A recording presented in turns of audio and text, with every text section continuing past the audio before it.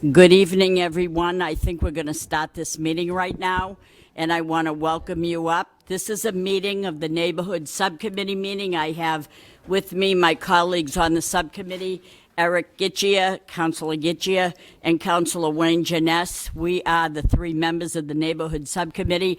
I know this motion of Councilor John Drinkwater went to the Zoning Subcommittee about ADUs. This is about accessory dwelling units.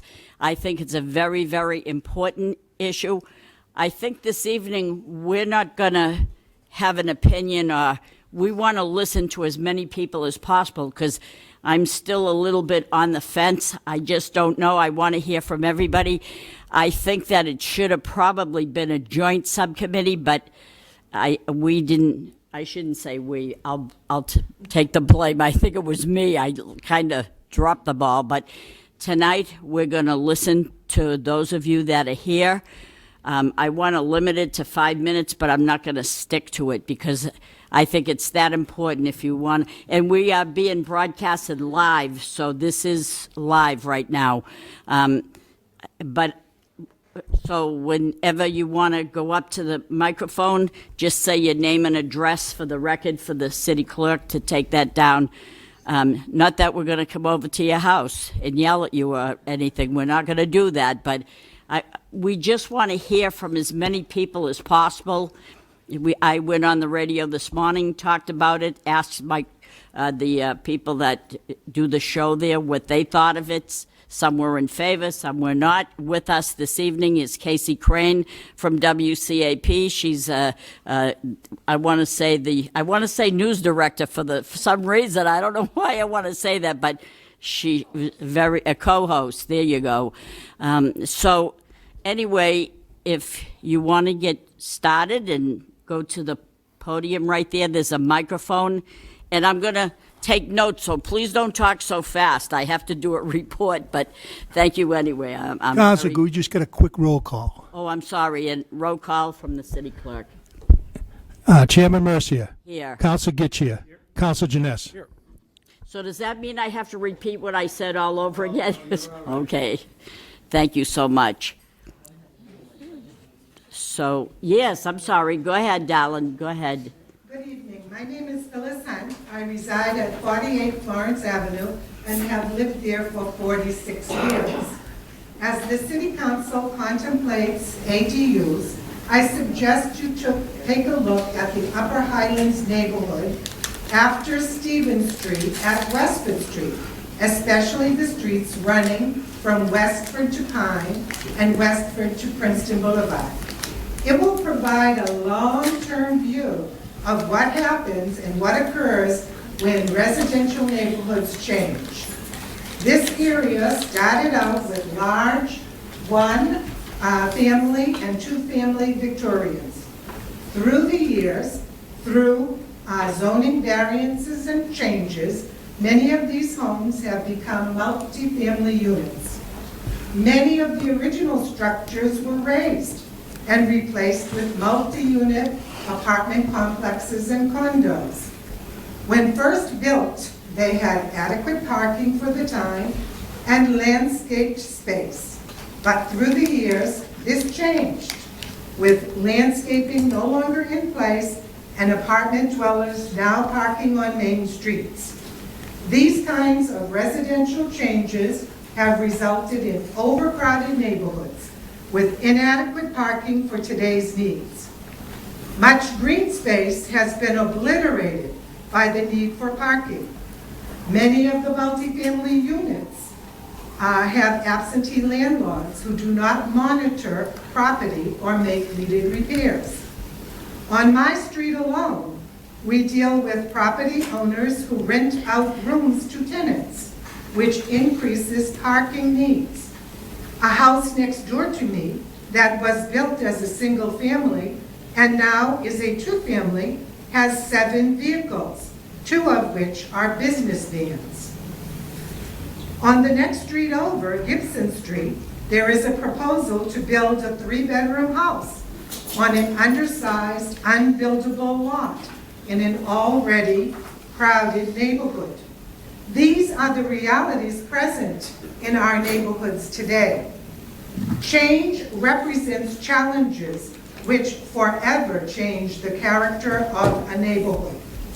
The city already has a process for ADUs, and it should remain as it is. Emphasis on inspection and enforcement of existing codes is needed rather than adding more to the mix. Thank you. Thank you very much. Before I go any further, I just want to recognize Kim Scott, our city councilor, came in here as well. And I also want to recognize Camilo Espicia, that he is our Deputy Director, DPD, Department of Planning and Development Director. And I also want to introduce Dylan Ricker. He is the Associate Planner right here. So Dylan, thank you for being here. What's the matter, Jerry? It's not working? Oh, I guess it does work. Okay. Yes. Thank you, Madam Chairwoman, and I want to thank you and thank the committee for calling this subcommittee meeting. I think it's extremely important, as it does affect every single neighborhood in the city of Lowell. And I handed out the draft ordinance to the councilors and to some of the members of the public that are here. As you know, I'm the vice chair of the planning board. I'm not here in that capacity at this moment. I've also spent 10 years as the head of a neighborhood group and 43 years providing financing for people in the city of Lowell and understanding some of the issues that go on. I would like to go through this ordinance with everybody to understand what the concerns are. Sure. So going right down, we need to understand this is a by right proposal. So you don't have to go before any land use board. If you meet the criteria, you go to the building department and you obtain your permit. People need to understand that. There are ADU ordinances throughout the state, the Commonwealth, and they're not plain vanilla. So everyone has a nuance about it. Most of them require a special permit where you have to go before a land use board. About half require that it has to be a family member that resides in the unit. And then there are different requirements within that ordinance, and we'll get into that. But in the first section under purpose, and I did take some exception to this because buried in here under section B, it says obtain extra income. Well, we looked at a draft ADU ordinance in 2006 here in the city, and the first sentence said is to create apartments for rental income. So that's what we're talking about. We're not talking about providing units exclusively for family members, caregivers, and we'll talk about that a little bit further on this presentation. In section number 3, under requirements, if you look at letter B, no more than one accessory dwelling unit shall be located on a single property. There's no limit to bedrooms. Right? Everybody understand? There's no limit to bedrooms. Other ordinances throughout the state have limits to bedrooms. Our parking requirement in many zones are based on the bedroom count. When big projects come to us at the planning board, part of the reason why we allow extra density, and I know out in Centerville they can comment on that, is because they're only one-bedroom units or studio apartments. We'll then relax the parking. This does not have a bedroom limit. The next, under the same section of requirements, under G, short-term rentals are prohibited in both the primary and accessory dwelling units. I would like that to be defined if it's going to be in this ordinance. The city has difficulty enforcing that as it is. And there are other ordinances, ADU ordinances within the state, that actually spell that out as far as even the ability to rent out or have non-relatives live in the primary dwelling unit if you're not there. And what happens if that primary person that owns and resides there is not there for 6 months out of the year? This doesn't comment to that at all. It's silent. Also, under section 4, under conditions, the accessory dwelling unit shall not be less than 350 square feet and not more than 35% of the gross floor area of the principal dwelling unit. Remember, there's no bedroom limitation on this. 35% of a home here in Belvedere that's got 3,000 square feet, or some of the areas in Centerville up on the hill that have the larger homes, and Upper Highlands, they can have a pretty large unit. You can be over 1,000 square feet, 1,200 square feet. Most of the ordinances here in the Commonwealth have a maximum, 800 square feet or 700 square feet. This does not have a maximum square foot requirement. Under that same conditions, section B, the accessory dwelling unit shall require 1 off-street parking. Without a bedroom limit, this may be well below the amount of the parking needed. And most of the ordinances within the Commonwealth have some provision for parking, and it actually is more restrictive than this. And then regardless of if this comes to the planning board and we address these in this ordinance, under section 5 it says, titled Special Permit Requirement. Well, here's the caveat for everybody to understand. In the event that the proposal cannot meet the conditions, we were just in that section, parking, the square footage, any of that, right? Well, set forth in section 4.3.8, a special permit is required from the Zoning Board of Appeals if you don't meet any of those. So you can go to the planning board and you can get relief from all of that. And, I mean, not the planning board, I'm sorry, the Zoning Board of Appeals. And let's be clear, I deal with developers that deal with land use boards throughout the greater Lowell area and even beyond, and in New Hampshire. We are the most accommodating community in this vicinity. I can tell you that. Our land use boards are very accommodating. And that can be viewed as a good thing and a bad thing, depending upon how you want to approach that. But I will tell you that in an effort, the opponents of this have always said, look, regardless, there's a housing shortage. So that's what's used to justify usually the relief. So it's important to understand that.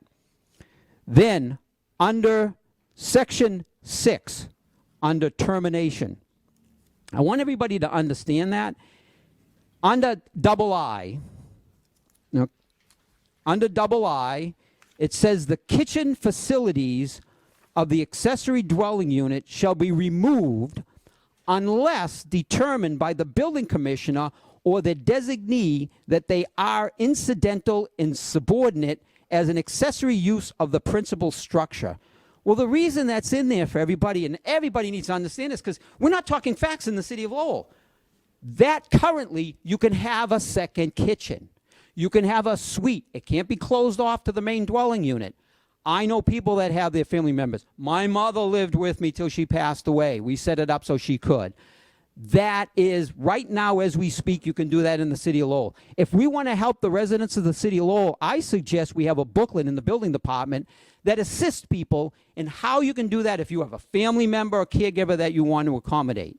We don't have to strip away all the guards and safeguards throughout the neighborhoods of the city of Lowell to allow an opportunity to build apartments in every single family home in the city of Lowell. So I think that, and the other comment that was made is that this is one of the most restrictive ordinances out there in the greater Lowell area. You can go out there and get this information. I went out, the Pioneer Institute has a lot of information out there. Communities are changing it as we speak. So to talk about this, hasn't been a lot of development. Pretty much most of the communities require a special permit. By right is very rare. It's the exception. This is what we're looking at. In most areas, even Cambridge doesn't require your garage, allow you to do a garage as an accessory dwelling unit. This does. So you're losing a parking space. So I think it's important that we understand the implication, and it's every single family home in the city of Lowell in every zone. So I just think I'd like us to talk reality. I've even heard that the opponents or the people opposing this aren't ignoring the facts. These are the facts we're talking about. And then I have the outline of what in some of the communities and parking. Most municipalities require one street parking space ADU. A few regulations regularly specify that adequate off-street parking should be provided. Bedrooms. 15 of the municipalities regulate the number of bedrooms that can be in an ADU. Number of occupants. They have limitations to occupants. This doesn't have any limitations to occupants. I mean, the list goes on and on of safeguards, a by right versus special permit. It's not in this ordinance. This is one of the most relaxed ordinances that we're looking at in this area. So to look at and say there hasn't been a lot of development with these and we probably shouldn't be that concerned, I don't know what's going to happen. But I can tell you this certainly opens the door compared to what we're looking at. And I really think this affects every single family home in the city of Lowell. And the average person is working hard, trying to raise their family. They're not getting bogged down in the details of all of this, and there needs to be an information campaign for people to understand. At the end of the day, if people want to open this door, then so be it, but we need to have a real upfront discussion. Thank you so much for this time. Again, Madam Chairman, this has been so critical. The other subcommittee meetings, we were kind of talking at each other. I feel that you're providing an opportunity so we can really express what the real concerns are and go through this with some detail. Thank you so much. I understand, Jerry, that this is going to be referred to the planning board, and you are going to make a recommendation, but whatever you make as a recommendation is not binding to the council. Correct. It's non-binding, Counselor. And then the other thing is, what I wanted to point out is anything we put in there under the conditions, this has the provision for the special permit that says if you can't meet it, if you don't have the parking, if you want a larger, the square footage, you want larger square footage, more than 25%, you go to the zoning board of appeals.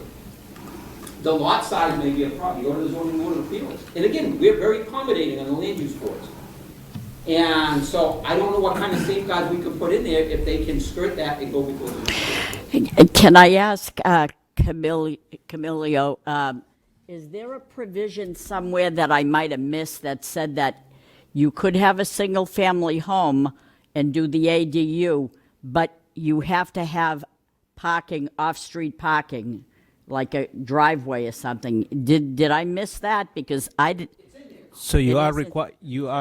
Thank you. You are required to provide one off-street parking. One off- And in terms of size, it is about 35%, or 900 square feet, whichever is smaller. So it cannot be more than 900 square feet, regardless of the size of the house. I appreciate that. Where is that in this copy that went out there? So apparently, that's what I would like to see now. Has there been revision? Is it in what he gave us? So we provided a revised informational on March 28th that has the new definition. So the updated one, Okay.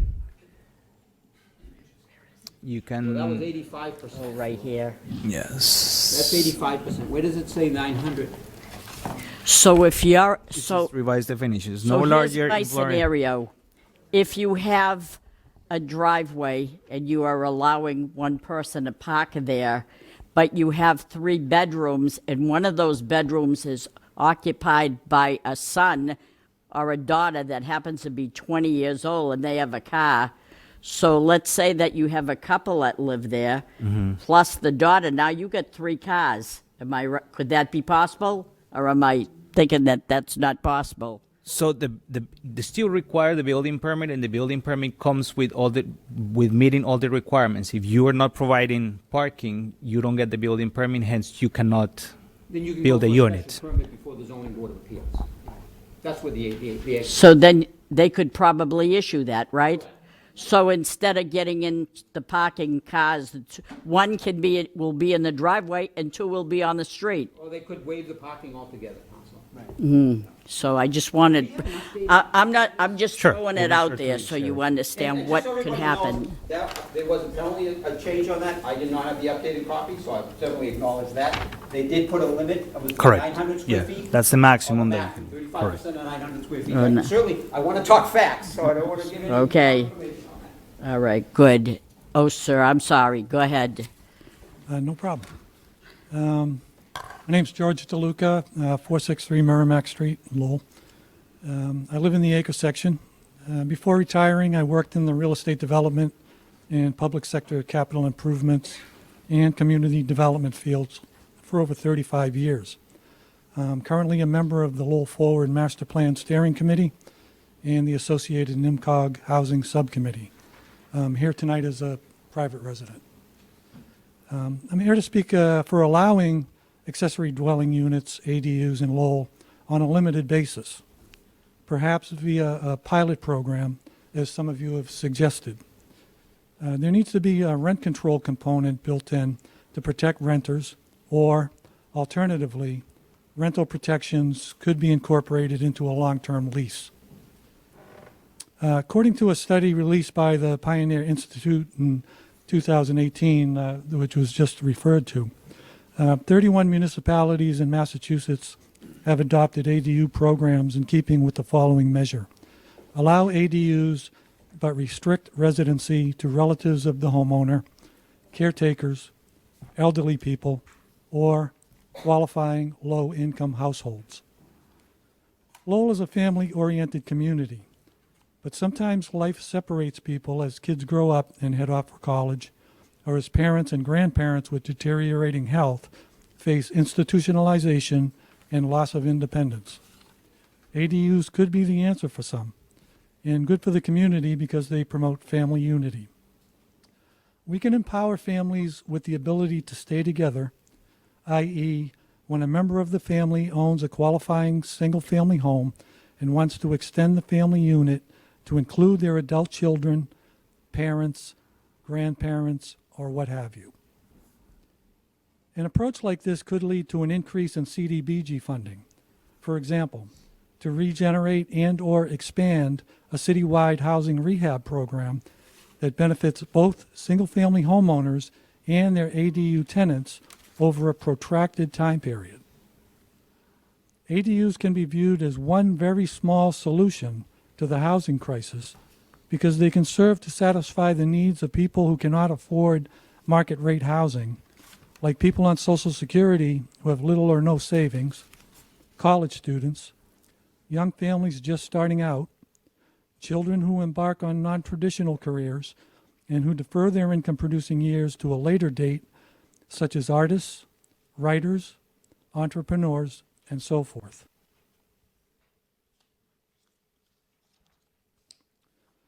A qualifying single-family home could house a recent college graduate who intends to work from home while contributing to the family investment and dynamic, perhaps even under some form of shared equity agreement with their parents. For these people, all of these people that I just mentioned, ADUs can be a godsend. An ADU designation can increase the market value of a property depending upon location and property configuration, while impacting the local economy and adding stability to the tax base. But the question of whether to allow ADUs should not be considered a standalone issue when it comes to affordable housing. There are planning issues over and above those involving ADUs which are more urgent and currently being addressed. As you know, the City of Lowell is currently updating its master plan under the moniker Lowell Forward.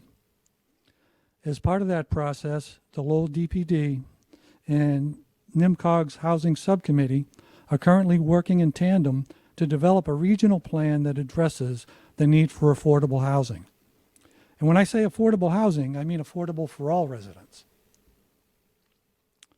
If I were to suggest a motion, it would be to ask the city manager to consult with the Lowell Forward planning team to ascertain the potential for incorporating ADUs as one affordable housing option into the final Lowell Forward master plan document, with terms, conditions, and restrictions determined to be the most appropriate for Lowell.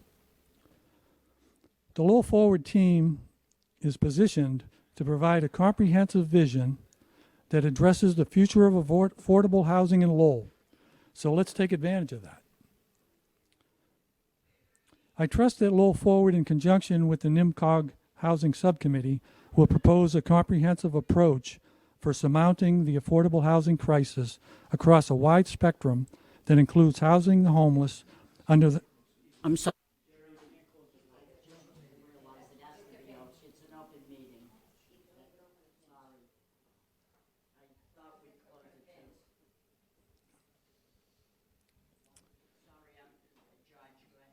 Oh, it's okay. You probably need a rest. Okay, if I were to suggest a motion, it would be to ask the city manager to consult with the Lowell Forward planning team to ascertain the potential for incorporating ADUs as one affordable housing option into the final Lowell Forward master plan document, with terms, conditions, and restrictions determined to be the most appropriate for Lowell. I thought that bared repeating. The Lowell Forward team is positioned to provide a comprehensive vision that addresses the future of affordable housing in Lowell. So let's take advantage of that. I trust that Lowell Forward, in conjunction with the NIMCOG Housing Subcommittee, will propose a comprehensive approach for surmounting the affordable housing crisis across a wide spectrum that includes housing the homeless under Housing First, expanding the citywide portfolio of affordable housing, reviving the housing rehab program, and providing solutions for other housing-related issues. In summary, I support ADUs as follows.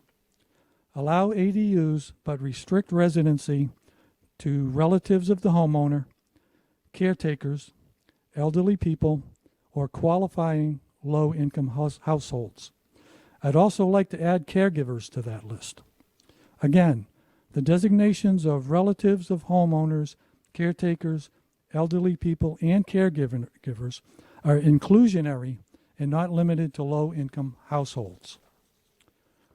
This would be a good start for wading into the potential for expansion of ADU policies in the future. But it's important to note that ADUs are very limited in what they can do to address the affordable housing crisis. I suggest that members of the City Council or this subcommittee ask the city manager to have the DPD or utility, the lead consultant on the Lowell Forward Master Plan Initiative, contact leaders at the planning and community development departments of some of the 31 Massachusetts communities who have allowed ADUs on a limited basis to find out how it's going and apply what is learned into a vision that suits the Lowell community going forward. Thank you.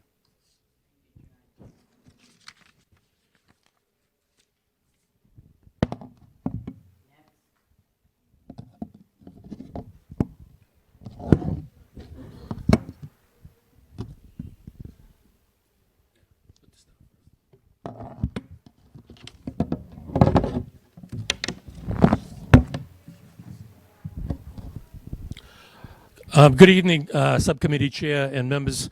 My name is Robert Hunt, and I live at 48 Florence Avenue in Lowell. I'm the president of the Friends of Tyler Park, and I'm a member of the CNC neighborhood.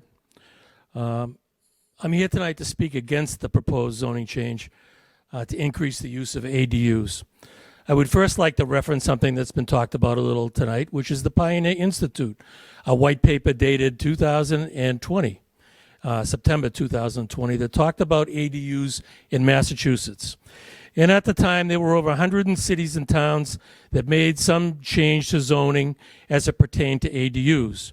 Roughly 38 of them were from the Western Massachusetts area that required to have building of a single-family home, 1 acre of land.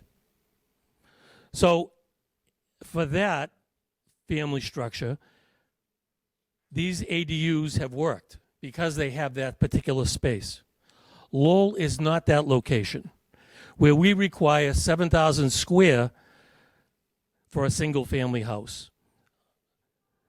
To add, ADU should have owner occupancy, a requirement meaning that the homeowner will live on site, and this would cover loud parties and the property from being neglected. As a matter of fact, in Cambridge, currently, the owner has to submit a notarized letter that say they will live at the house as a primary residence to get the permit for the ADU, and that notarized letter is non-transferable, which is always the problem with ADUs. If you want to have a caretaker live there, or you want to have a child or an elderly parent, that's fine. But what happens when that changes?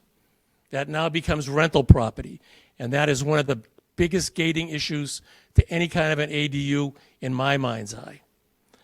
And I'd also like to reference a 40-page report put together by Eric Schlegel and the DPD back in the day called the Housing Availability Report. And at the time, I was told by Mr. Schlegel that 68% of all rental property in the city of Lowell was owned by non-Lowell residents. And another 20% were Lowell residents, but not owner-occupied. So when we take a look at those numbers, what does that tell you about the climate of rental property in Lowell? And what would happen if ADU gates are opened for primary property as well as single-family lots? And we haven't even covered the multiple units. If you have a 4-unit, 6-unit, 8-unit, and you want to put an ADU on there, Where do we go from there? I saw nothing in this, and the only one that I got from the city for the accessory dwelling unit was dated in 2022. And now we find out that there are 2 other iterations that are out there that are unavailable from a city website. And one last reference is from the accessorydwellings.org, dated July 2021. And it goes and says, there is little concrete evidence, and that the former speaker talked about this, that ADUs will help affordable housing stats in Massachusetts. The ADU will be market rates and with no control over rents charged. The general parlance, affordable housing, is just a means affordable to the owner, to the renter, or to the city. Only if subsidized housing or rent control is involved can it be guaranteed. And that may be the way to look at it, for affordable housing in the city, is to look at rent control. It's a moving target and used by proponents to push an agenda. We currently have an ADU process in place, and I advise the committee to let it play out and keep it as is. Thank you.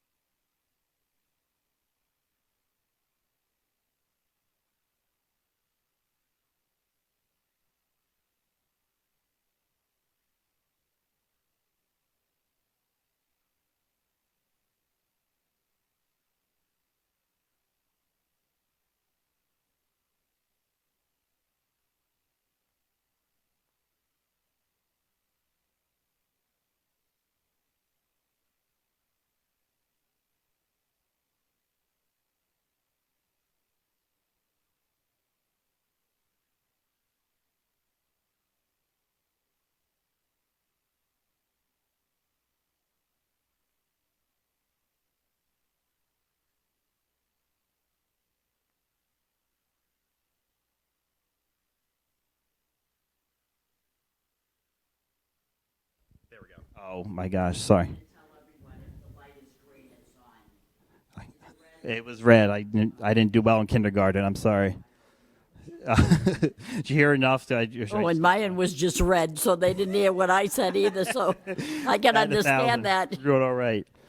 All right. Paul Riley, 24 Merrimack. I'd like to share reasons why I'm in favor of the opportunity and some criticism of the sentiments I've heard in opposition to this idea tonight and earlier conversations. ADUs are a low-impact way to expand housing stock, increase the city's tax base, create intergenerational communities, empower residents, and create more walkable cities. I am impressed by what I know of this proposal, especially, and I believe this is in the most recent version of an owner-occupied requirement. To Councilor Janessa's point in an earlier subcommittee meeting, this is more local control than exists for other rental arrangements, as alluded to in earlier conversations about absentee landlords. And I believe when it comes to exceptions, the weight is then on the people who are in positions that should be able to balance the request for an exception with the overall city and local needs. One of the reasons against this idea is the possibility of changing, quote, the character of a neighborhood. I think since this is a subcommittee on neighborhoods, there's no better place to clarify what exactly we mean when we say this. Fears about this kind of change are, at best, a misunderstanding of how the world works and, at worst, a racist and classist dog whistle. I encourage all of us to reflect on where upon that spectrum we find ourselves, and please believe me that I make no assumption of the motivation of any counselor or resident who has these fears, because I truly understand the worry over change, and I find myself on that spectrum moving up and down. It is scary to not know what is coming. We as human beings, we want stability. But the character of a neighborhood changes as often as the seasons. It changes when the children who've grown up in that neighborhood leave for college or other opportunities but never return. because they can't afford affordable housing or can't find it. It changes when our family friends, the ones that we see every day in our neighborhood, are forced to leave their home because they can't afford to continue renting where they are. It changes when a local business opens or closes. It changes with infrastructure improvements or failures. The character of my neighborhood, downtown, is changing because of the Central Street Bridge project. The only constant is change. It's a cliche because it's true. And for any members of our city community who feel that they are the ones to solely define the character of a neighborhood simply because of their family legacy or longevity, I offer this.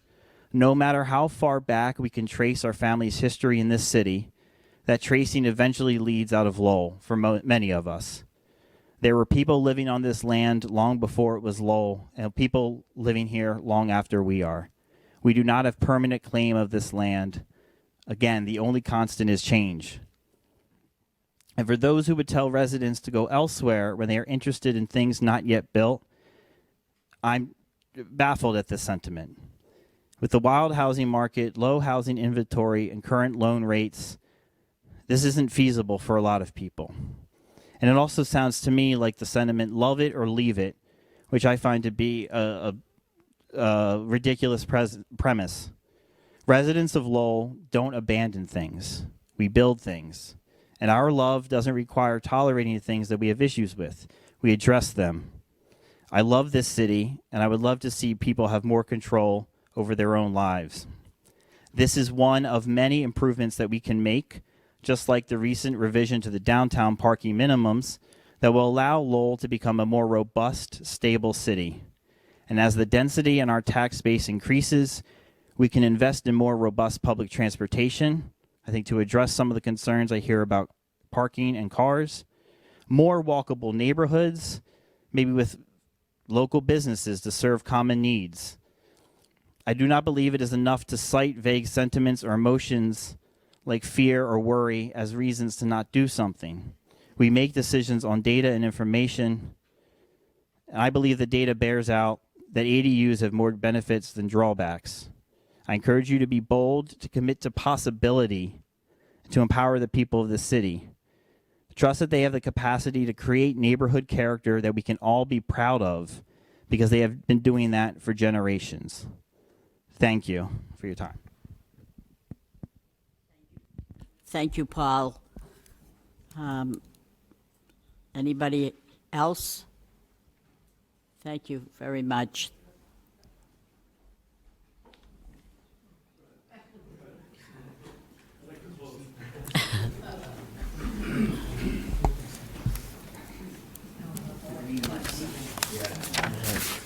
Number 6. There it is. Good evening, counselors. My name is Dennis McCarthy, and I've been a resident of Lowell all my life, 63 years. I live at 216 Foster Street, and I just want to say how grateful I am that we're having this conversation, because, in my opinion, it's long overdue, and that ADUs have existed in the city, maybe as small apartments or whatever, and continue to exist in an unregulated manner. I want to start with my first experience. My wife and I rented our first apartment from Eleanor in 1984 on Dalton Street. She lived in a large Victorian that her grandfather had built and had carved out a small apartment on the second floor. Whether it was legal or not, we're not sure. But it was allowing her to age in place and have an income so that she could remain there. We then moved into our large Victorian on Foster Street, which is an odd location. It's surrounded on all 4 sides by single-family districts. The stretch on Foster Street that I happen to share with my wife at 216 runs between Westford Street and Pine. It has 29 structures. 11 of those exist as single families, and the remaining ones as 2-family. We've lived there, again, for 38 years, And in that 38 years, our neighbor across the street, Miss, I can't think of her last name now. Anyway, I'm sorry. She came in front of the city when that stretch of Foster Street was zoned single family and petitioned to age in place in her home and develop that home as a, I think it was called in-law apartment. However, she stayed on the first floor. She was mobily challenged, and the second and third floor were changed into a rental income unit.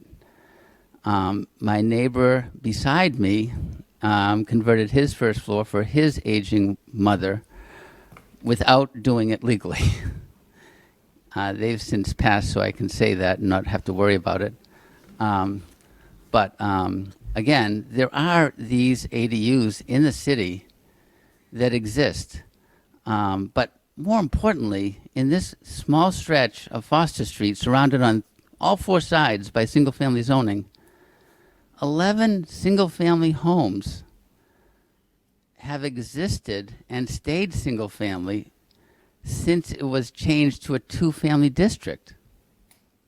None of those two-family homes were snatched up by out-of-town developers and converted to two families to make money. In fact, one of them, former home of Fred Bahu, has a beautiful built-in pool, a large yard, well-manicured space, sold for an unbelievable amount of money, even though it's surrounded by these two families. So I don't think it had a degrading value to the property. And we have, on average, 50% of our on-street parking unused. Even in the winter with snow piles all over the place, we have plenty of on-street parking in this one stretch. I just want to say that I'm glad we're having this conversation, but more importantly, they're here. They exist. My daughter has a friend that lives in a basement space. I don't know if I'll call it an apartment, but there's a kitchen and bathroom in the Highlands. And she's doing well there. It's a large single-family home. I know of a lot of these places. I'm sure I'm not the only one in this room that knows of these spaces that exist that are unregulated because the city chooses not to allow an ADU to happen. Giving residents a choice and allowing the city to regulate this use, I think, is long overdue. And I am so happy that this conversation is happening. Thank you. Thank you. Thank you, Dennis. That's all right. And anybody, if someone didn't sign this, could you please just come up and sign your name so that I can account for how many people came here?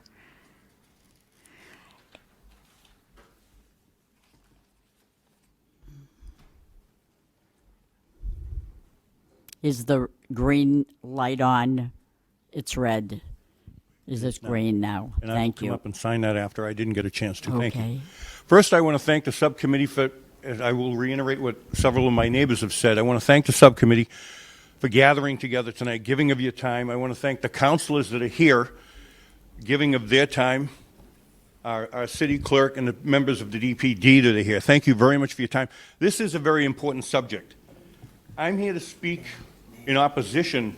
Name and address. I apologize. Alan Saber, 33 Dunbar Avenue. I've been a Lowell resident all 64 years of my life. I wish to remain that way. Time will tell.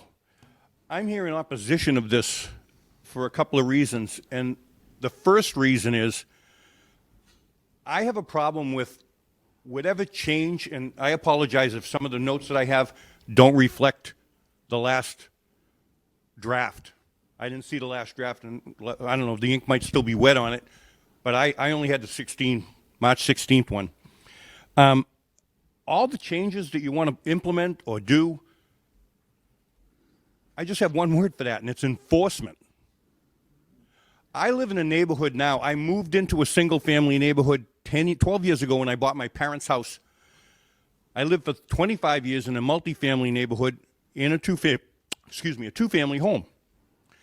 When I moved back home, I did that for a reason, several reasons. All of those are going to go away when this ordinance gets pushed through, when this zoning change gets pushed through. For example, they mention, several items in the draft mention ownership. The person has to live there. Short-term leases, rentals, whatever you want to call it. Number of square foot bedrooms. Permit must be issued. I've yet to see anywhere in any of these multiple drafts where the Department of Planning is going to change anything to enforce those. Today, I've complained several times about homes in my neighborhood, one of which charges $2,400 a month, and they advertise on a mass website as an Airbnb. Nothing has been, this is over 2 years now. Nothing has been done. They're going to push this through, and this off-street parking, here's one of the things you're going to miss when this goes through. You're going to walk out your front door like I do, and your neighborhood, single-family neighborhood sightline is gone. I have a home across the street that's got 7 cars, and then there are 4 in the driveway. I look out my kitchen window in the back, and there are 2 driveways that are side by side with a 20-foot patch of grass. Those driveways are swallowed up by about 7 cars regularly. You're going to change the character of the neighborhood. Character of the neighborhood starts with what you're looking at. And that's going to change. That will change.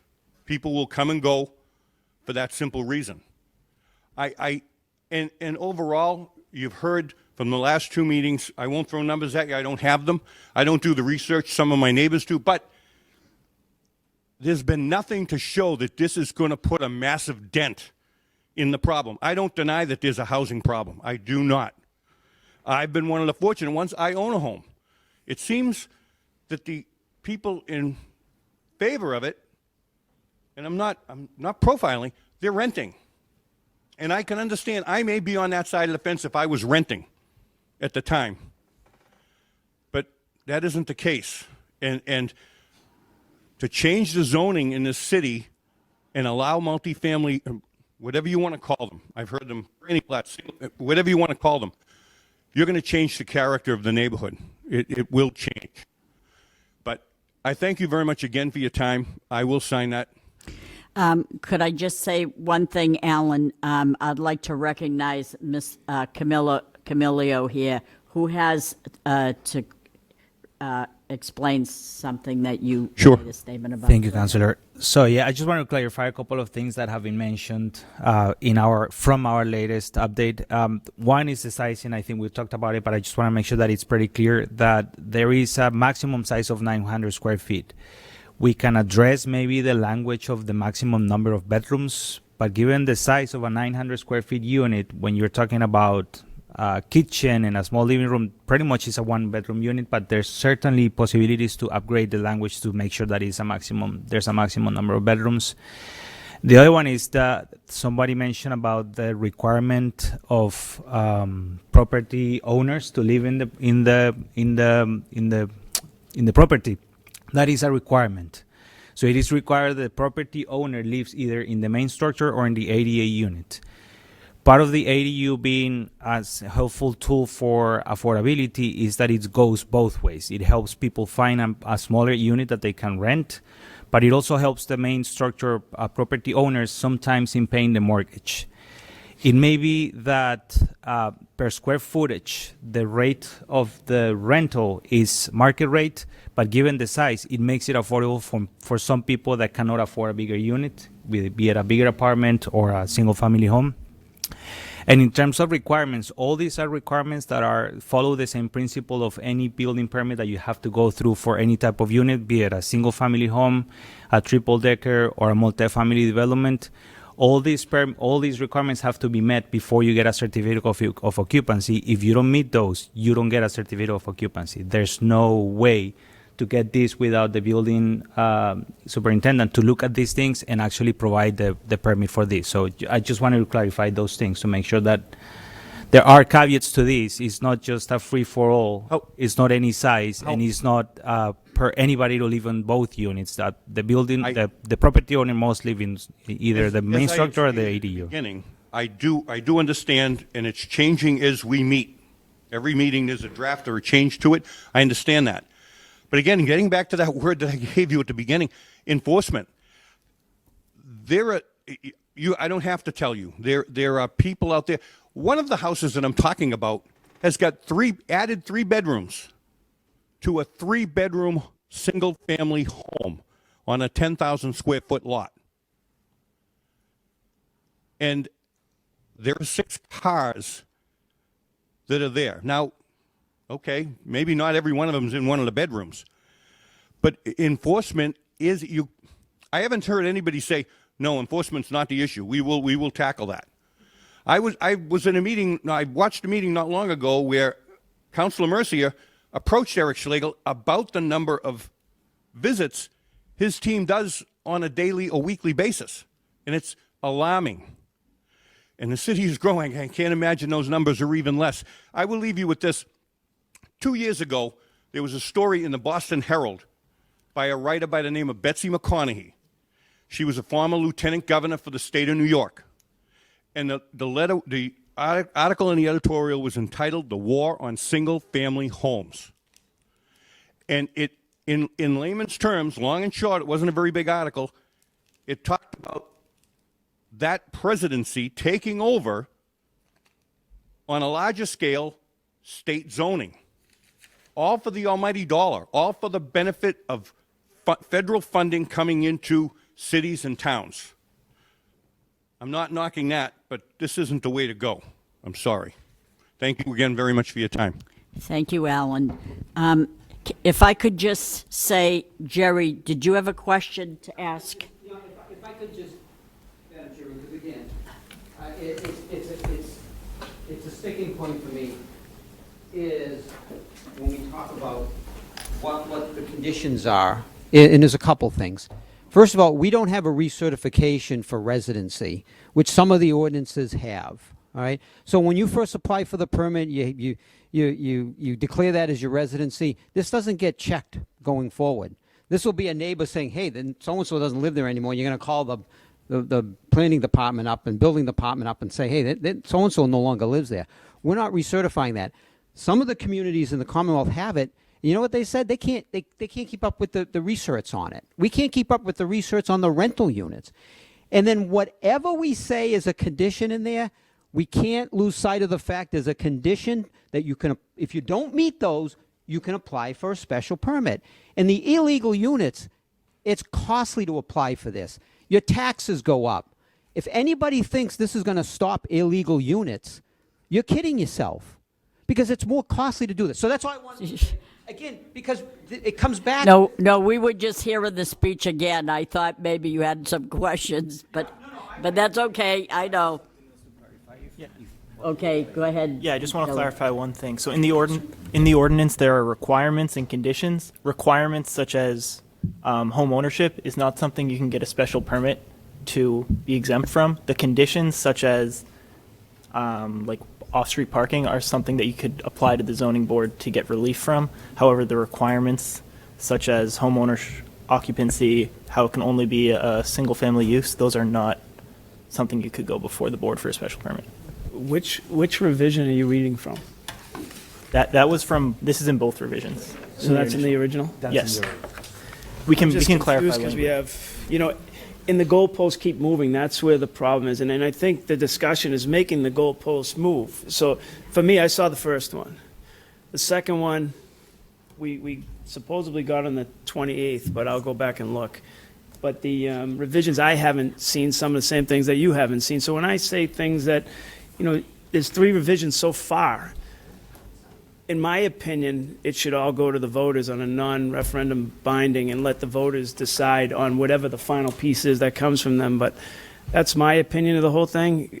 As everyone speaks, they bring up great topics, whether you're for or against. You have great topics that are coming forward. And I think people want to see people survive, and they want that. But Gibson Street, just the other day, Gibson Street in the basement is all ripped apart. I get a call from a resident with a picture of it. Everything's in the backyard, everything's ripped out. This person's putting in 4 to 5 rooms in the basement for people to come in. The person who owns the house is from Dorchester. You think a Lowell person's going to be in that basement? So these are the issues that we have to deal with. Then you look at Gibson Street, same exact street. They want to build on a 4,000 square foot, and we have to go to the zoning board and argue the rights of what the regulations are. So I do understand when people put forward and they say, look, you know what, going to the zoning board is not only, it's putting them in the position also as it is the residents who now, because the zoning board, I can tell you right now, there are people who go there regularly and look for things to get done.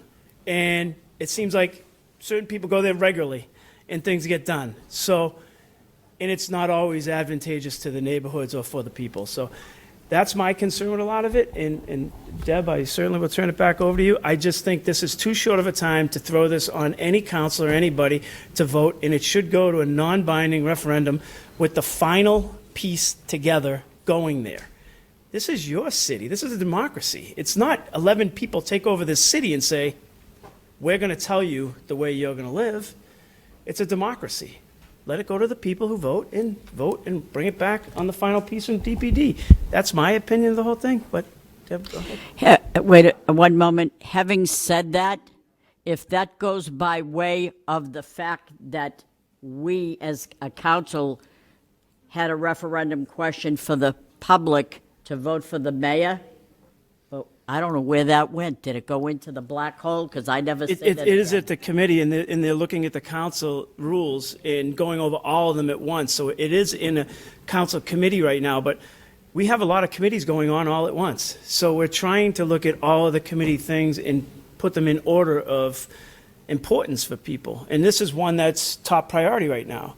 Right now, people didn't want to go to a council meeting this week and said, okay, we're on vacation, and these three took the time to be here for this. So it's in order of importance. Is a mayor piece the most important thing that's going on in this city right now? I don't think so. And it is with another subcommittee. So I did put in a motion for it to go on next Tuesday to look at non-binding referendum for this whole piece. But, I mean, certainly, I think all of it means something, and the voters' voices should be heard in that way. But I'm sorry. Oh, I'm sorry. Go ahead. Thank you, Madam Chair. I don't want to take long. I do want to defer to the public, but I did want to just mention a couple quick things here. I'll wait to touch on the referendum. I have some thoughts on that, but I'll wait till that's on the council floor. In terms of the requirements and everything that we're talking about here tonight, I appreciate everyone coming out tonight and sharing their thoughts with us. And as Councilor Gitcher said, each time we have a different proposal and a slightly different ordinance, and that is through this revision process. That is through the input of everybody in this room, everybody who's come to all the other meetings. And so thank you for helping us work towards an answer, whatever that answer is. Your time, your input goes into all of these decisions, and it's important to know that your voice matters. So thank you for being here for that. A couple folks have mentioned tonight that the city already has a process for ADUs. And I would just like to point out that that special permit process that's being talked about can only be applied for. You can only apply for that special permit if you happen to live in an urban single-family zone. Of all the land in the city, 0.85% of the land in the city is in an urban single-family zone. So that means over 99% of the property in Lowell, you cannot apply for this permit. So I just think it's important to note that if we're talking about that as an avenue, it's not an avenue for 99% of the property in the city. I will leave it at that, and I'll kick it back to public input, and I'll probably have some more thoughts later. Thank you.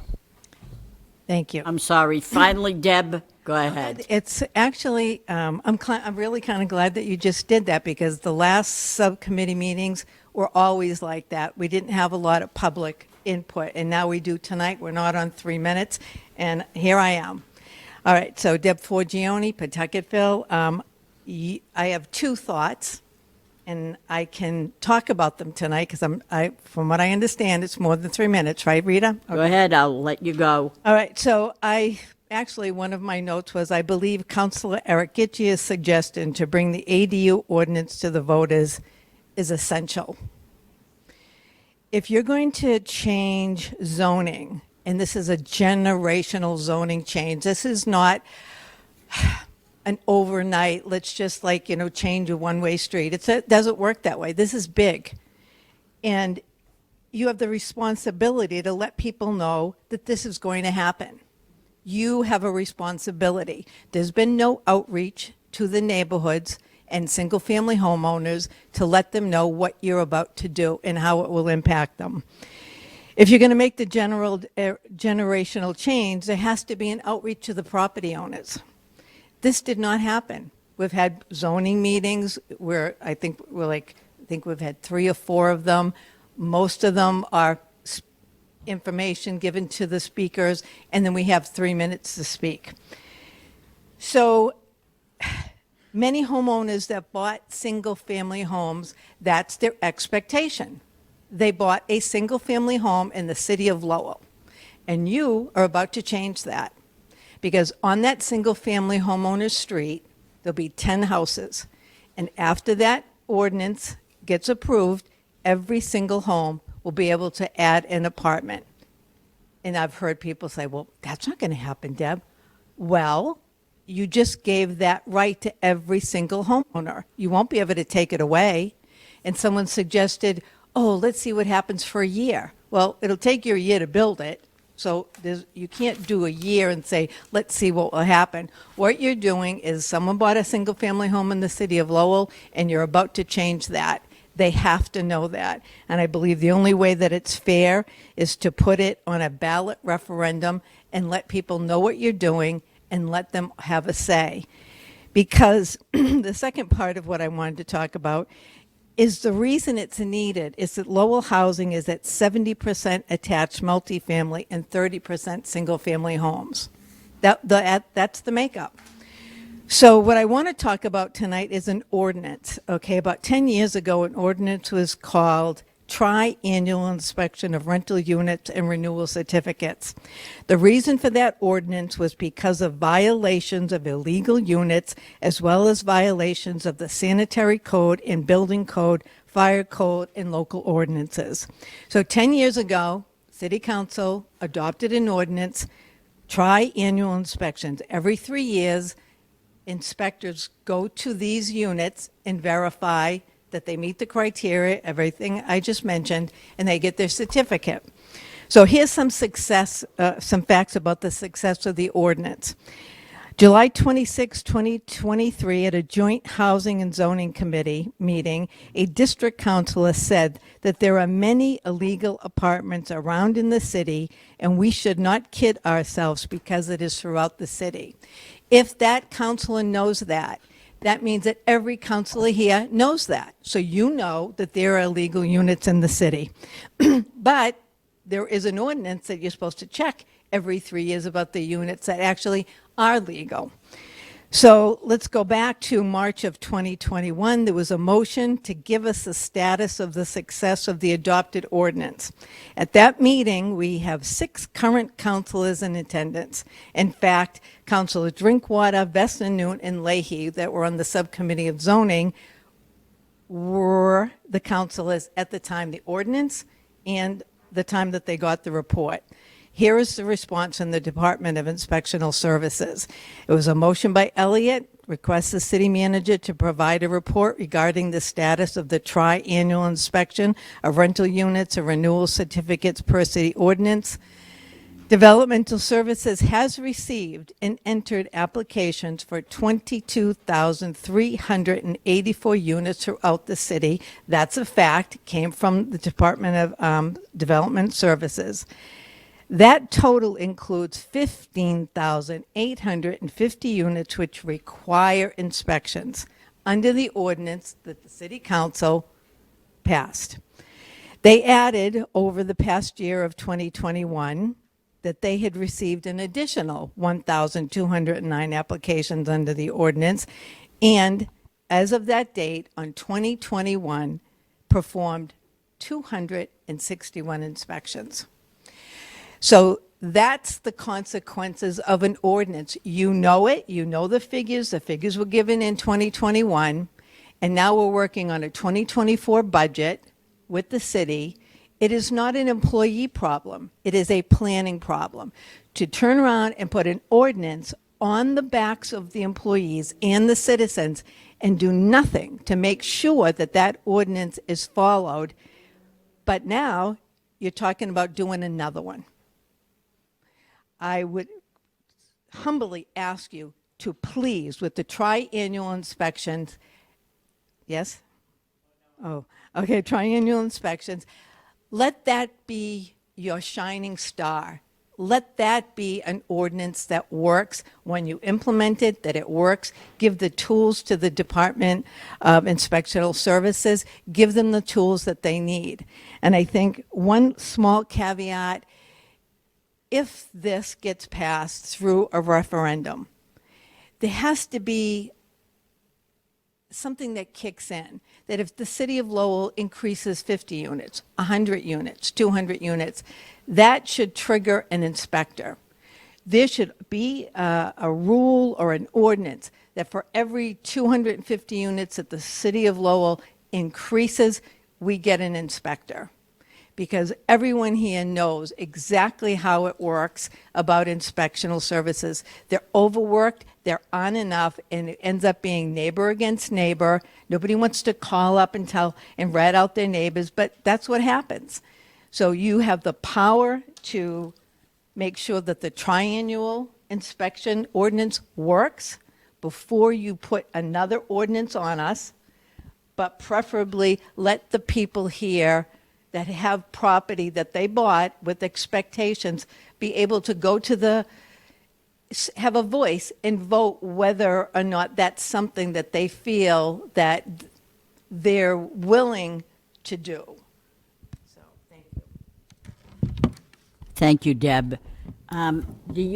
Anybody here know about the triennial reval that Deb is talking about? I thought, this is my belief, maybe I'm wrong, I thought a triennial reval, it was more like a drive-by where a relist and remeasure is every 6 years, and they then actually go on the property. So when I hear triennial reval every 3 years, I don't think they go door to door. I don't know very much about it. I do know that certain apartments are subject to, based on their size, are subject to inspections every certain amount of years, I believe, but I really can't speak to it any more than that. I think that a relisted remeasure they do a little bit better, but I think it's 6 years. I did just ask about this because inspectional services and part of this. Wait a minute, Kim. Oh, okay. Thank you. I could go up to the podium too. No, that's but all I right. did just ask about this prior to a motion being made on this, just Yeah. because Deb Forgione had brought it up to me at a meeting. And it is up to the landlord to ask for recertification every 3 years, which does not happen. And we do not have the staff to do it. So she is correct. That is what I was told. And it does concern me as far as this ordinance, how we're going to enforce that. And I don't know whether or not at this time the budget is coming up. I wonder how many inspectors will be added due to possibly passing this ordinance. So that's another thing that we need to talk about. Thank you. Yes, thank you. Thanks, Kim. Yes, sir. I happen to be part of the 20% that I talked about, a Lowell resident and also a rental property. I have a two-family home across the street. And when that came out, the next day that I have somebody at my door looking for $150 and wanted to go through both levels for that triangular.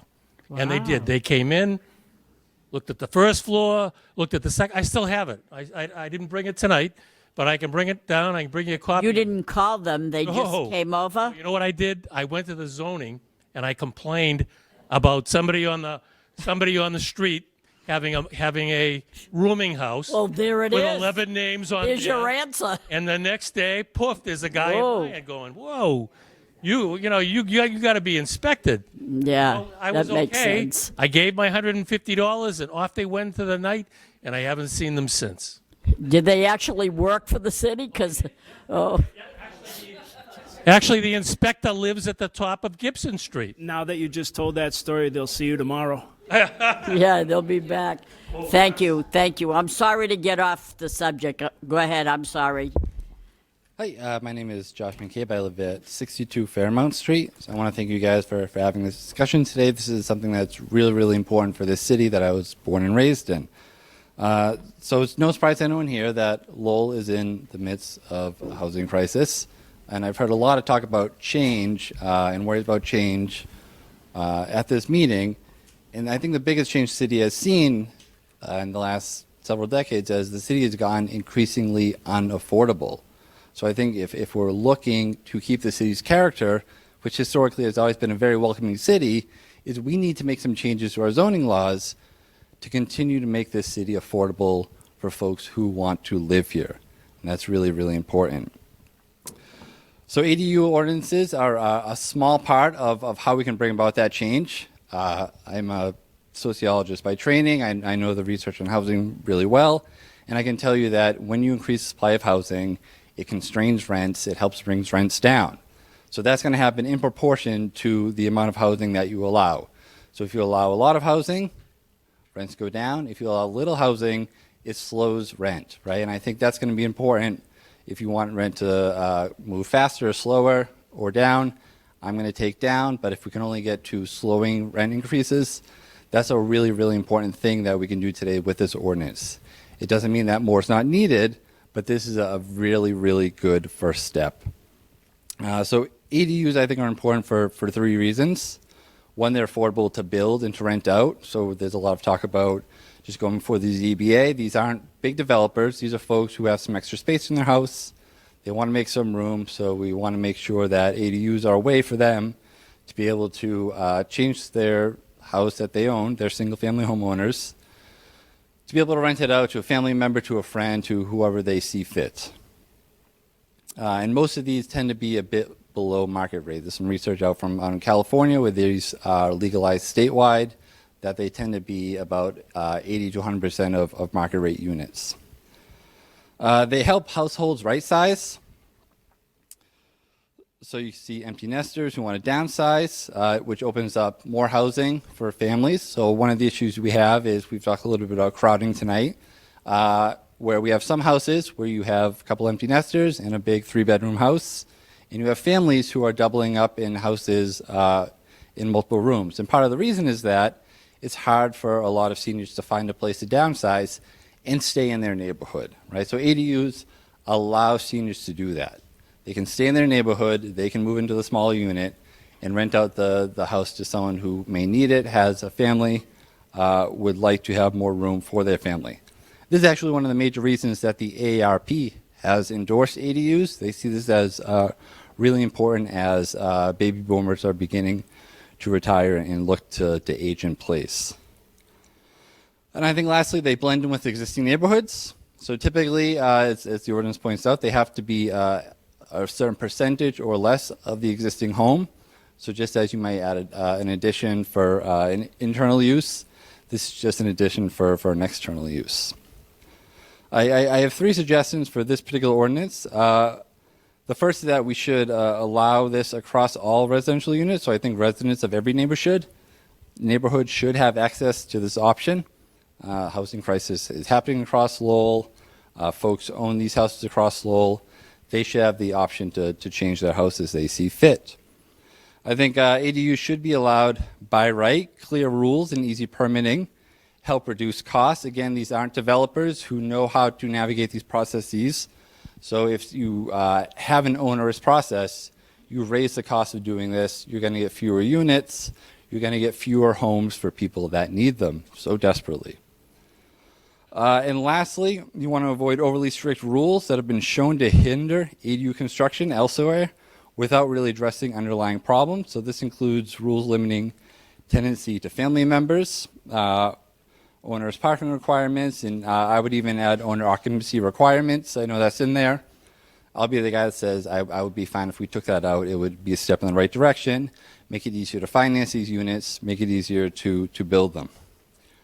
So I just want to thank you for your time. I really appreciate what you're doing here today, and I hope that we continue to help make Lowell an affordable and welcoming place for everyone who wants to live here. Thank you. Thank you, Josh. And anybody else?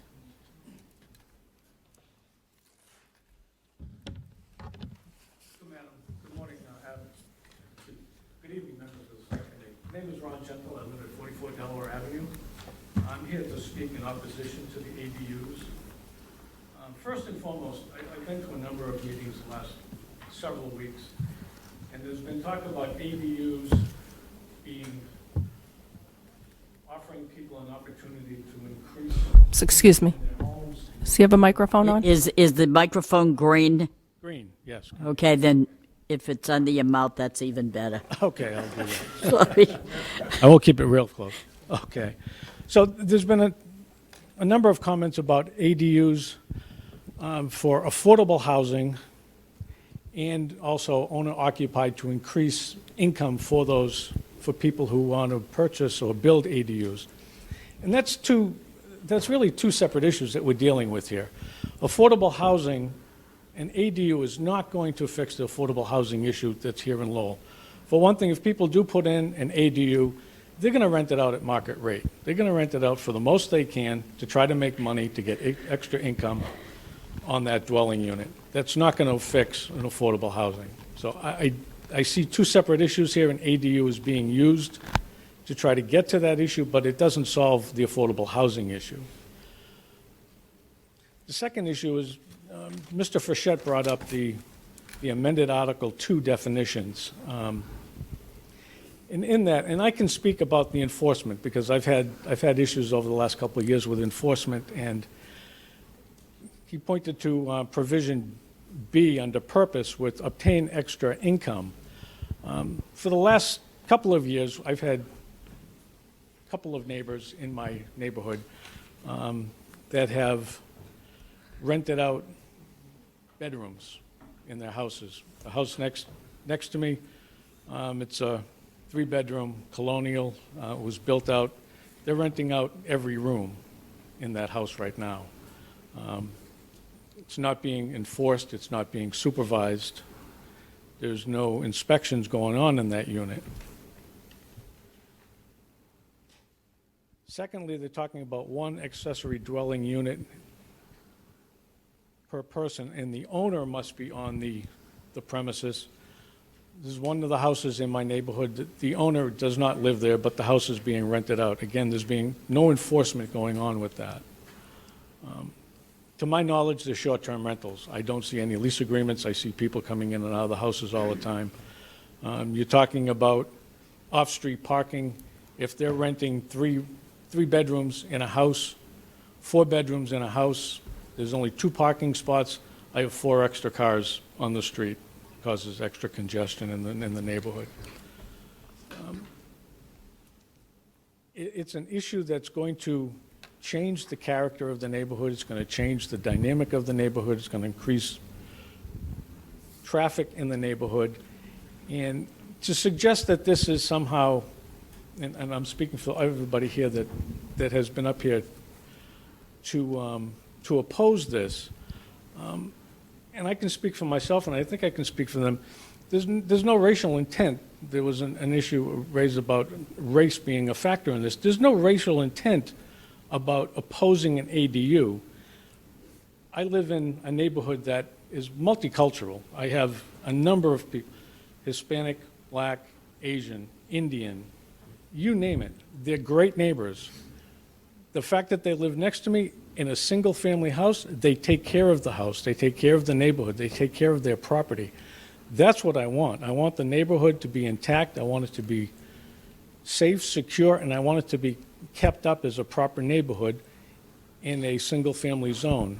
And the second thing is, ADUs, from what I have seen, ADUs is being used as a vehicle to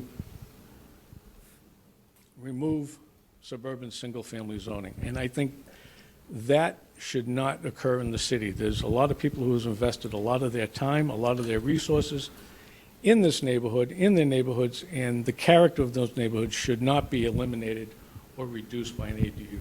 Thank you.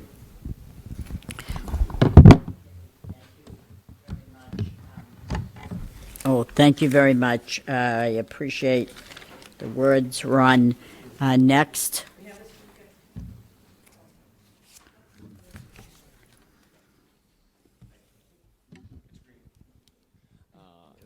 Good. 167 Draper Street. Wanted to come and speak in support of ADUs.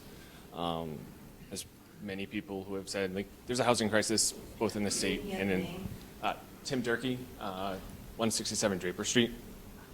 There's a housing crisis both in the state and the city. ADUs is a small step.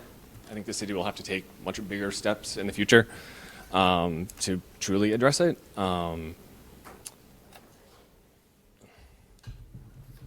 Ultimately, I think ADUs help multiple people. I think it'll help people, older people in the city who want to age in place. It'll help younger people possibly get into the city.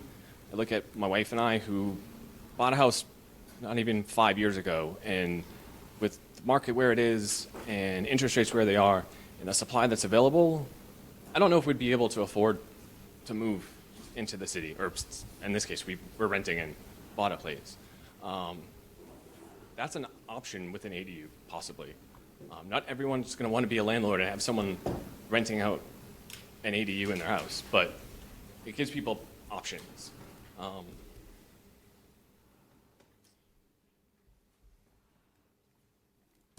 So many people have mentioned change in neighborhoods. You get people not wanting things to change. My wife and I walk around our Belvedere neighborhood a lot. And we see homes that we assume elderly people are living in who either no longer have the financial means or the physical means to maintain their homes. And they're just slowly falling into disrepair. And ultimately, like, that'll have to be addressed at some point. An ADU could possibly help that, whether that's a family member who moves in to help care for them, or they're just renting it out for income to possibly do some work. It's terrible to see these beautiful old homes that aren't being maintained because they can't be. And also just, there's large homes that just sit on the market for a year, 2 years, because people don't want to go and buy a 4,000, 5,000, 6,000 square foot mansion that's 200 years old. You know, if there's an ADU in that unit that helps them defer some of that cost or helps split up some of that cost, maybe that helps, because everything in Belvedere is single family. That's not gonna, you can't ask one family, unless they're independently wealthy, to maintain some of these historic homes. So just some thoughts. I think ultimately ADUs can be a good thing for the city. Thanks, Tim. Good job. This gentleman's next. Thank you for gentlemen. Okay. I'm Tom Flynn, 39 Waterford Street. And to start with, I can tell you, way back when our kids were young, we were driving through over by the courthouse, Elm Street, summertime, hot. And these people are sitting out on the sidewalk because there is no yard, there is nothing. And in those days, there was no air conditioning. Or some people maybe had some. We certainly didn't.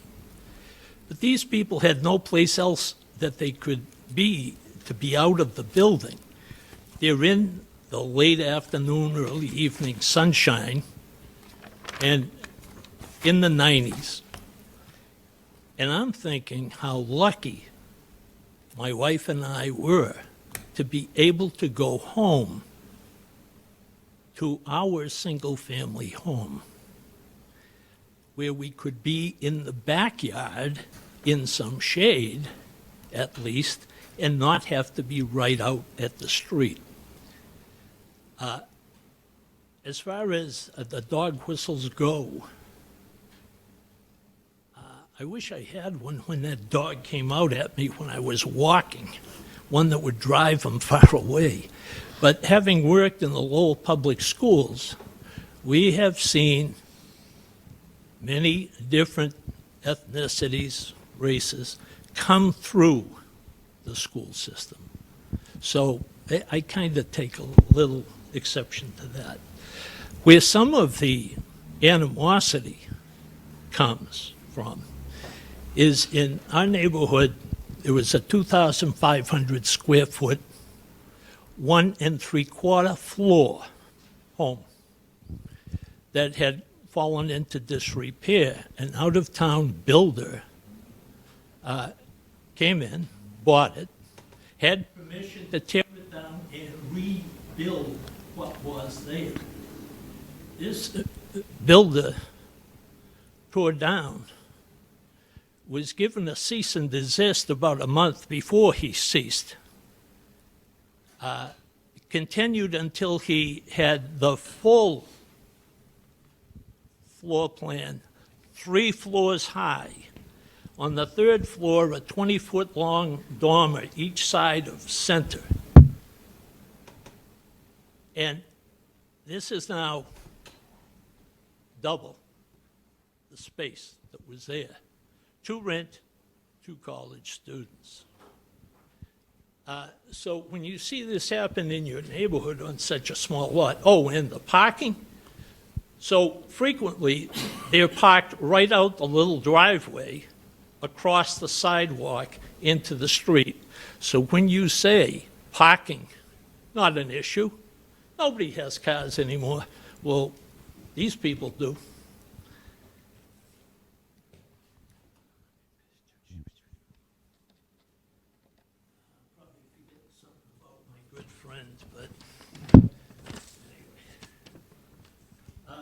So ADUs are being presented as a way to increase housing stock and lower rents.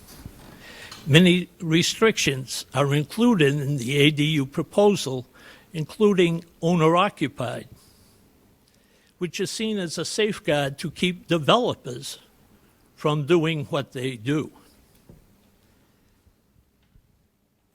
They maximize building size, as I just explained, minimize the parking, get multiple variances, and then return to their out-of-town homes. In the 90s, Portland, Oregon started out with a similar ADU proposal as Lowell's is.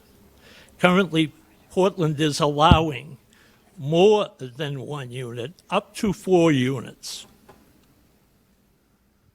And owner-occupied requirement is gone, and gone from many communities that had the owner-occupied requirement. Now, in Lowell, we had a court case about an elected official and whether that official lived in the city. Imagine how you're going to keep track of, as a house sells and resells, the owner is living there.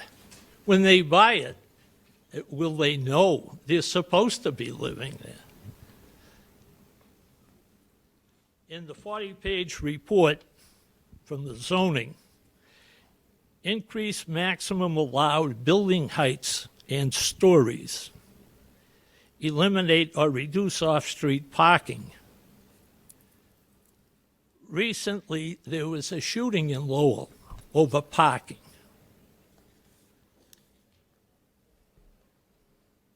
Is this where it's going? Do you know how easy it will be to bypass conditions in Lowell's current proposal? This is the start of property developers' dreams and the start of your and my nightmares. These people are not Habitat for Humanity. They build for profit, not to provide low-income or affordable housing.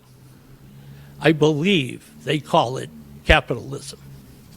Thank you. Thank you very much, John. Thank you. Sandy? Good evening, everybody. My name is Sandy McNamara, and I'm from Centerville. And I just want to talk about my personal experience and where I know ADUs are going to go if, in fact, it happens. I have a home next door to me that was a legal two-family home. When I purchased my home, I realized that he had put a third unit in there, which was okay because it was all family. They didn't bother anybody. They were the nicest people in the world. And it was husband and wife, first floor, and her brother, they put up a wall. There were 6 units. 6 unit, second, 6 unit first.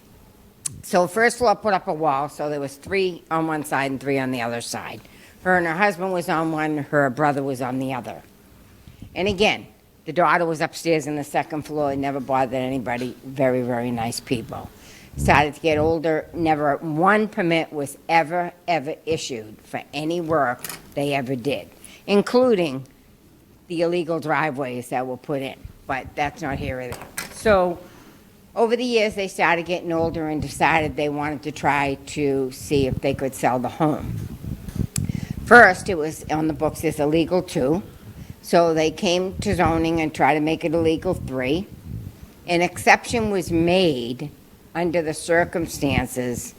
They would allow it at 3 as long as it stayed owner occupied and the brother rented the other side.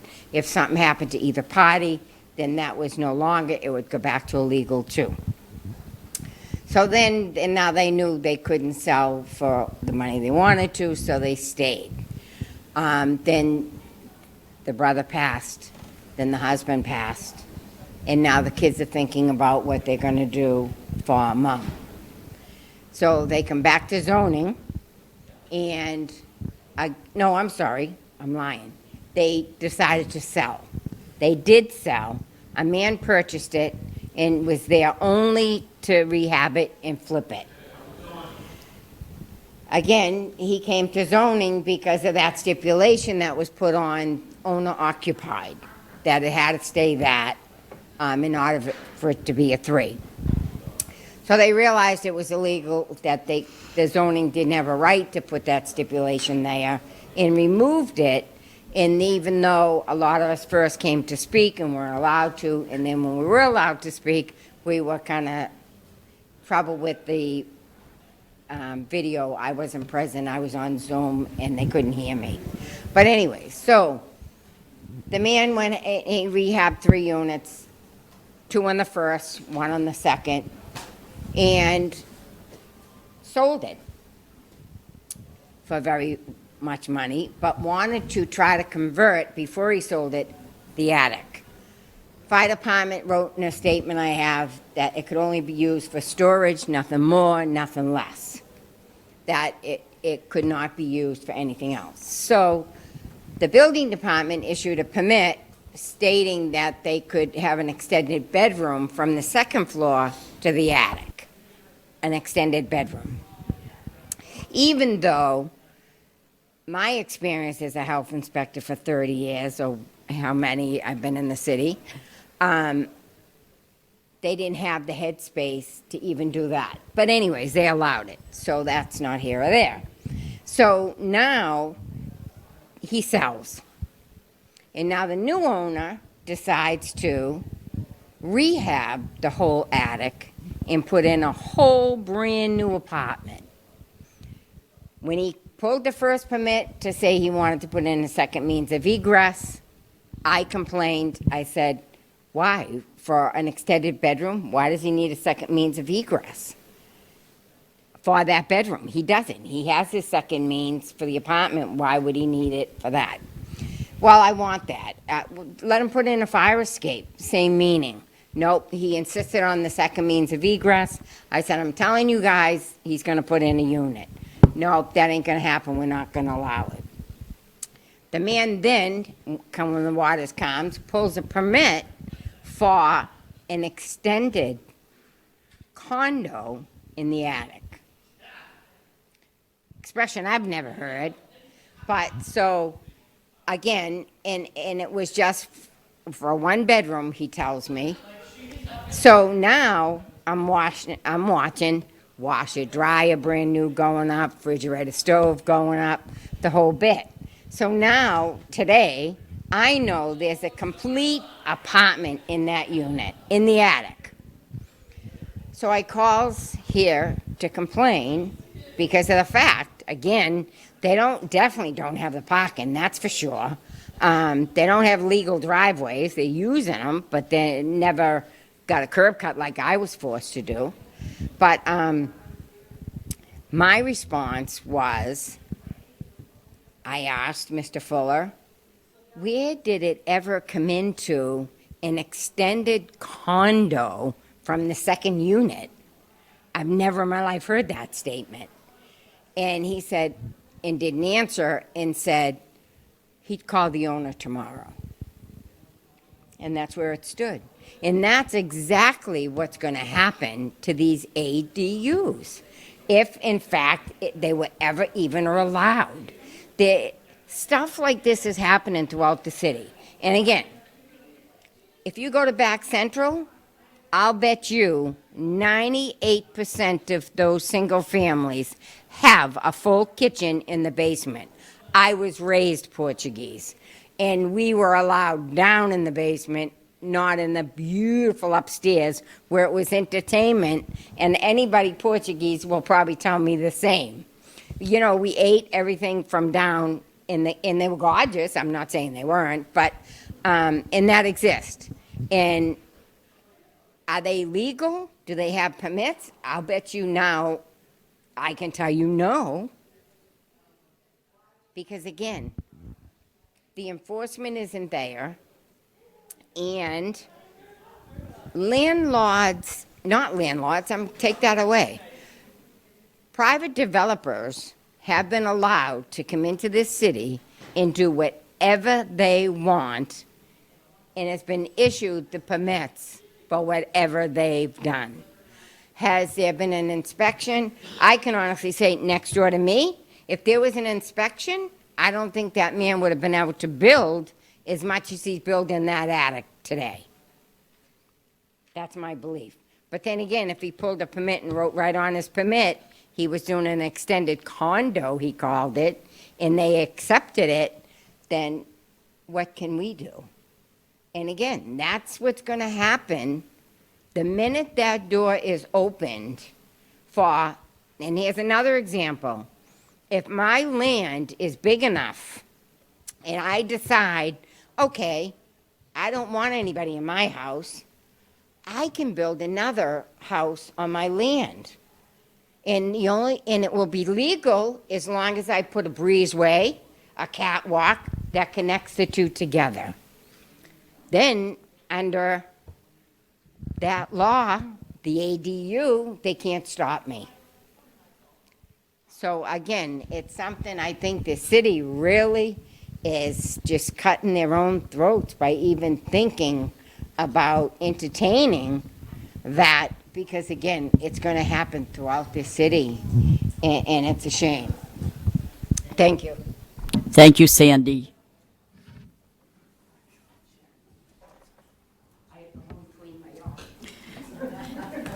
Excuse me, did you sign in?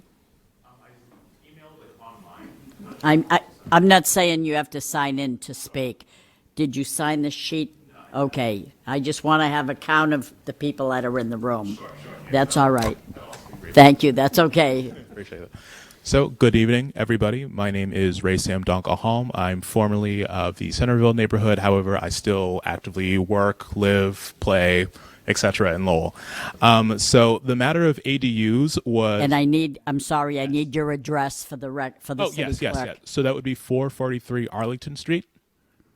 Thank you. I'm sorry. Go ahead. Of course, thank you. So the matter of ADUs were recently brought to my attention this past week. And to be honest, my first impression is that these were going to be built out and marketed as essentially luxury boutique serfdom, right? Essentially just having those smaller units aside from like the main house, etc. And as it was mentioned before, these ADUs would be rented out at a market rate to be able to return on investment.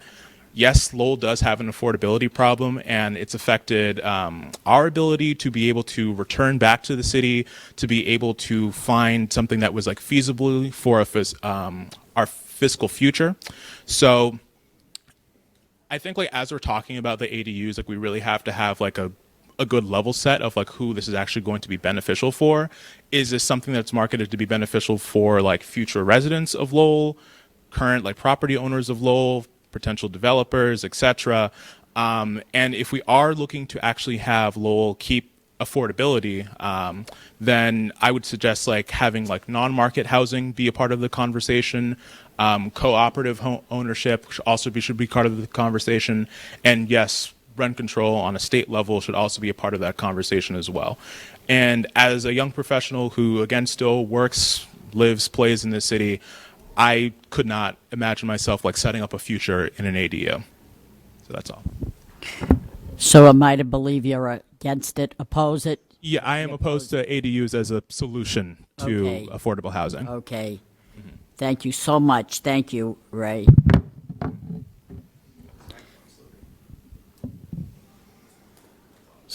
Thank you. Yes, go ahead. Good evening. My name is Amada Gregory, and my address is 246 Market Street, Lowell, 01852. I come here and I've been listening, and I say it's a disadvantage and advantage for ADU. Advantage is because maybe portable housing, they will build rooms in the single house, which is good for families, for parents, children, but it's not good. A disadvantage is for undocumented people that come here and the landlord rented a room for $700 for each of them. And the apartment and the house is not well managed. They really, really suffer from everything. The landlord do not live in the house. They don't know how it is. They just come every month, once a month, to get the check from them. And sometimes they leave like 7 with just only 1 bathroom and 1 kitchen. And they ask sometimes $1,000. I don't know if you know about that. That is very bad. It's happening here in Lowell. Some apartment has 30 people with children. And children also pay. So it's $1,400 each of them. So, and the condition of the house is terrible. The garbage, lead, and everything is terrible. They don't care about how they live. So please think about it. First, I think you need to have the landlord accountable to just fix what he needs to fix. The home where people live, where family live. The family, they pay a lot of money every month, and they work very hard, very hard. $1,000 each. Imagine eight people in one house, $1,000 each, and sometimes $2,000. So, what do you think about it? Sometimes they don't have a food to eat because they need to pay the rent. Well, I think, what do I think of that? I think I'd like the address so that I could report that first thing in the morning. I think that's horrible. It's horrible. Yeah, All right, don't say it out loud. Yeah, tell me later. do that because then they, Write it on a piece of paper. they're gonna lose, their house. But I have a lot, and I know a lot of them, and that's what I'm telling you. I know a lot of them. I know a lot of owner that do not live there, and they rent like 30 people in the apartment, and each of them has to pay $1,000 to stay there. God Almighty. So it's happening in Lowell. Gee, So I want you to be aware of. I'm not going to say no, but I want you to be aware of because I know. No, I believe you. I believe. So you got to be very careful. Please, I know it's advantage and disadvantage. Advantage because they're going to have, more room. They're going to build rooms in single houses, which is good. But you need to look at, the disadvantage of it also. So how would I evaluate your opinion? Are you for ADUs? Well, I'm against and not against. I just, in between. I'm not Neutral. Neutral. I'm not agree or disagree. All right, neutral then. Neutral. Yeah, okay. Yeah. Thank you. All right, thank you. So basically what you're saying is the inspection department can't do their job now, and we need to get better at inspections before we take on more? Correct, yeah. They need to inspect, every single houses. They need to go there, inspect it, and make the landlord accountable just to do whatever he has to do. It's just like if they don't clean it, there is a leg all over the places. There are children. They rent it to family with children and do not care. They just care that they need to pay the rent. And they force them to pay the rent, otherwise they're going to be homeless. Wow, Jesus. I'm sorry to hear that, you. but I do believe you. Thank you so much. Are there any other speakers here? Oh, my God, Jerry, not a third time. Before he speaks, can we finish it? Let this man, go ahead.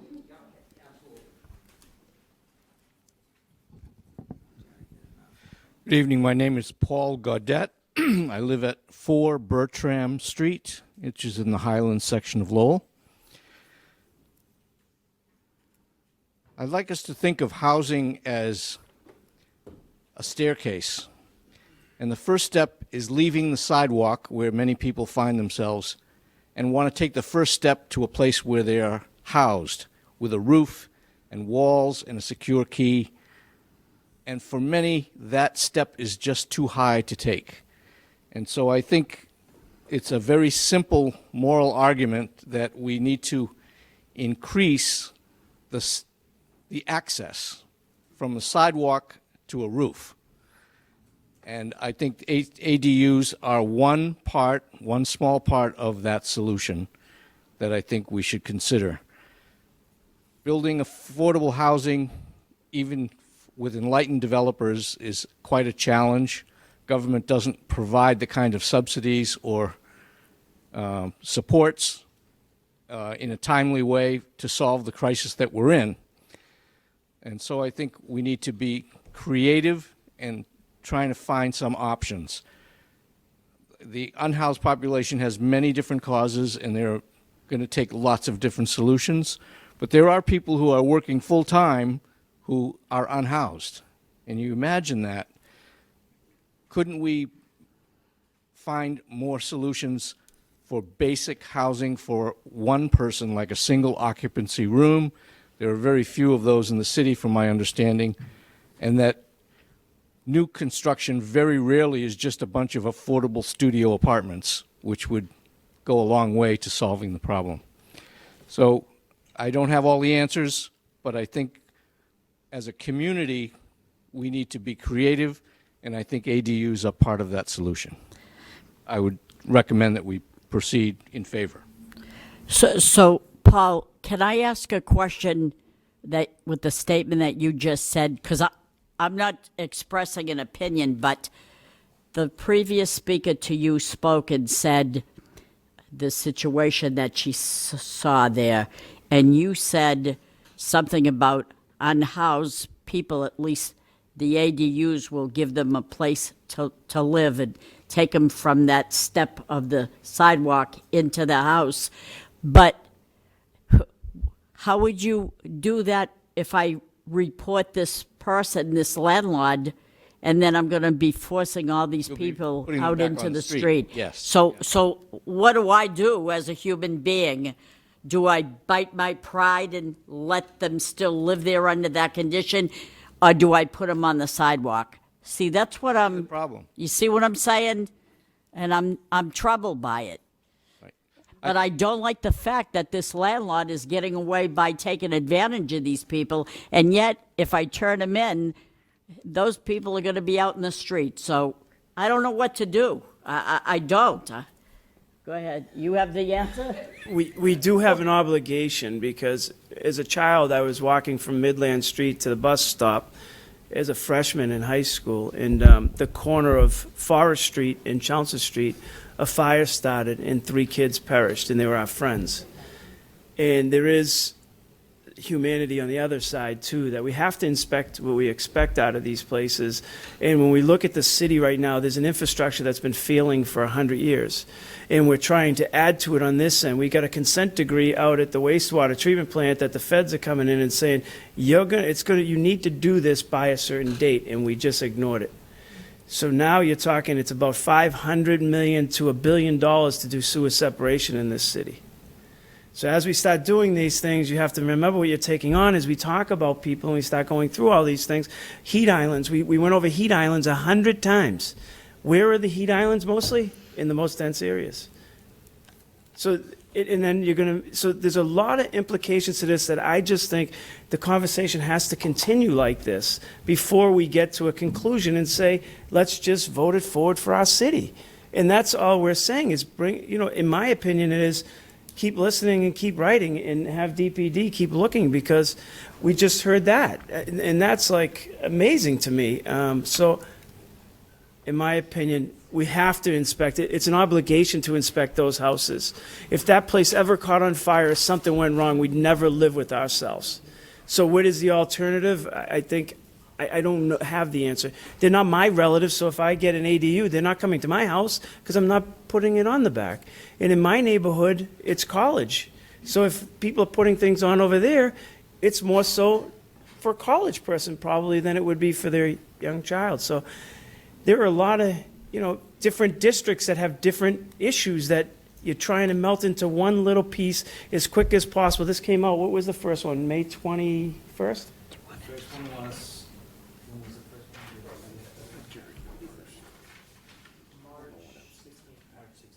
March 16th. So in a month and a half, we want to take a vote, push it through, and as a previous speaker said, do most people even know? I don't know if you're in the inside and you're listening, yes. If you're not, I think we have to really develop further to see what we're going to do. But that's just my opinion. Looking at it, and I take into account the whole piece, as Paul said, as you said, and you look and you say, okay, what is our obligation as a city? We have an obligation to inspect what the rules are that are in place. And if we need to change those rules for something else, then this is the way to do it. Because I don't think the zoning board is the way to just keep giving out, their end to try to make it a better city. But I don't know that answer. Just one quick question. I don't know if you guys are aware that the state sanitary code supersedes whatever this city wants to do. And they have made changes, and the changes they have made will be out May 1st. Very important to know.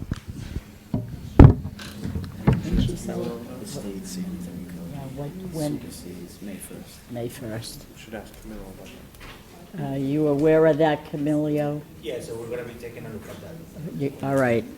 Madam Chair, thank you so much. It's getting, my wife already sent me a text that said good night, so I will be brief. But I really like the idea of a referendum, and I think it really needs to, we have to have an information campaign on all ends of this. But that will I think prolong the debate and the process, which I think will not be a bad thing. But I just want to make something very clear. And Councilor Janess, you're correct about the limitation of where an ADU can be right now in the city of Lowell. But there's nothing to disagree about you can have 2 kitchens lawfully in your home. And at the prior administration, when Eileen Donahue was still the city manager, and Rodney Elliott was on the zoning subcommittee, and that came up, and it was very clear. And I give the address of 4 Jennifer Road, and I know a lot of other addresses. They permit second kitchen, legal. You can have a suite.